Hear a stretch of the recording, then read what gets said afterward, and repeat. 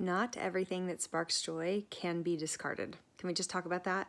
I love the idea of only keeping things that bring us joy, but we need to have real conversations about what to do with items that don't spark joy, that don't bring us delight, that we can't get rid of. So I'm going to talk today about landmines. So landmines are items that you have in your home and in your life that remind you of a traumatic or painful situation. So an example of this might be you're going through your office, and as you're going through the stack of paperwork, you come across a photograph of your grandma, and you just seeing that picture of her brings you a lot of sadness. She died really recently, and you tailspin and kind of can't recover. You set the picture down, you walk out of the room, you don't finish what you started, you can't even remember what you were working on before, and your brain is kind of mush for the rest of the day. That happens to all of us. It is a very common thing. I call those objects that we come across that are mixed in with other neutral items landmines. So we all have landmines, and they're generally speaking stemmed in two things: either a traumatic situation or person, or they're stemming from a belief in ourselves. So another thing that might come up for someone that might be a landmine is if you really wanted to finish your college degree and you were one class away from that, and something happened, and basically you felt like you weren't capable of it, or you had some sort of like emotional block, and so you didn't take that class, and then you come across items that remind you of that class, and they bring you down a shame spiral of what's wrong with me, why didn't I do that, what's happening, all the things in self-doubt and pain and flogging ourselves. So both of those are examples of landmines, and this is just another monster in the closet, right? So we're looking at the meaning of stuff. We're looking at why do we keep the items we keep? Why is it hard to get rid of things? And this is a big reason why.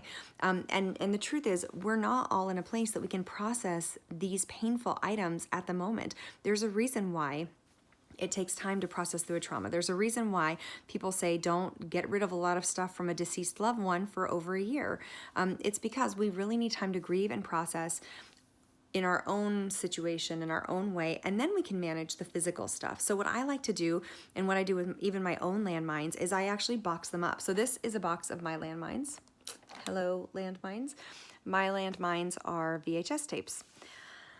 Oh man, even like touching them brings me a lot of emotionality. But what's great about having all of these objects in one box is that I know where they are.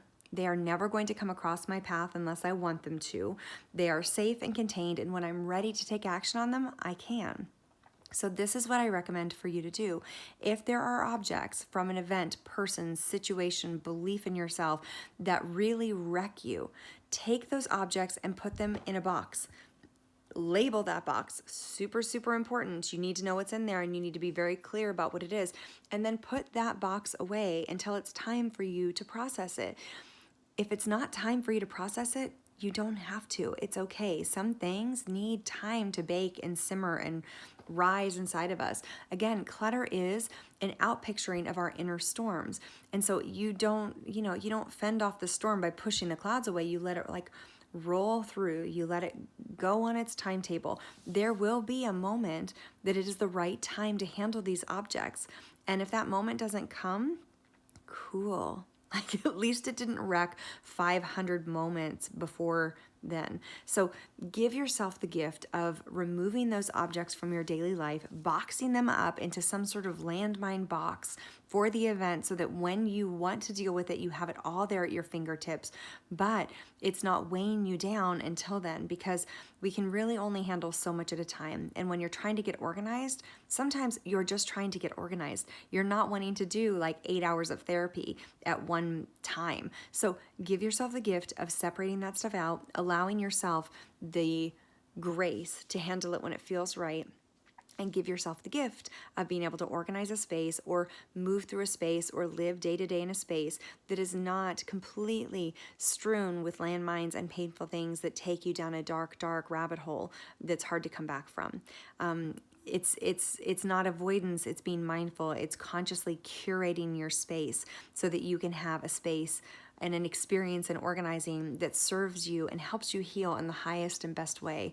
So if this resonates for you at all, go get a box, walk around your house, give yourself a couple hours to just grab the things that are bringing you pain that you know about and give yourself that fresh start.